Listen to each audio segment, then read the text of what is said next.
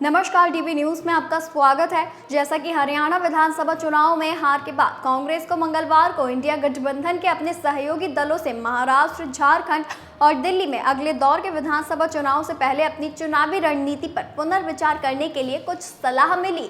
आम आदमी पार्टी संयोजक अरविंद केजरीवाल ने मंगलवार को कहा कि चुनाव परिणामों का सबसे बड़ा सबक ये है कि चुनाव में कभी भी अति आत्मविश्वास नहीं होना चाहिए। केजरीवाल ने आपके पार्षदों को संबोधित करते हुए कहा, देखिए हरियाणा में चुनाव के नतीजे क्या रहते हैं। सबसे बड़ा सबक यही है कि किसी को भी चुनाव में अति आत्मविश्वासी नहीं होना चाहिए। उन्होंने कहा कि किसी चुनाव को हल्के में नहीं लेना चाहिए। हर चुनाव और हर सीट मुश्किल होती है।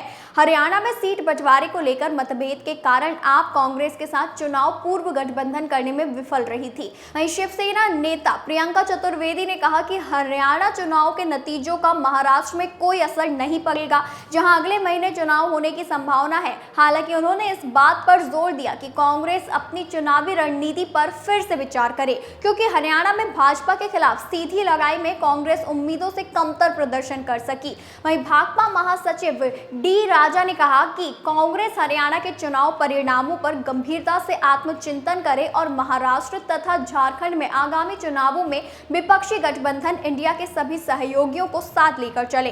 कांग्रेस महाराष्ट्र में सीट बंटवारे के लिए शिवसेना और शरद पवार के नेतृत्व वाली राकांपा के साथ बातचीत कर रही है। इस बीच कांग्रेस ने हरियाणा विधानसभा चुनाव में हार के बाद मंगलवार को महाराष्ट्र में अपने सहयोगियों को गठबंधन धर्म की याद दिलाई और कहा कि लोकसभा चुनाव में प्रदेश में वह सबसे बड़े दल के रूप में उभरी थी। रमेश ने कहा, मैं याद दिलाना चाहता हूं कि लोकसभा चुनाव में महाराष्ट्र में कांग्रेस पहले स्थान पर थी। गठबंधन का एक धर्म होता है, जो आपस की बात होती है वो एक दूसरे से बोलते हैं, मीडिया के माध्यम से नहीं बोलते। उन्होंने ये भी कहा कि महाराष्ट्र में गठबंधन को मजबूत करना हमारा कर्तव्य बनता है और हम अपने सभी दलों के बारे में कुछ नहीं कहेंगे।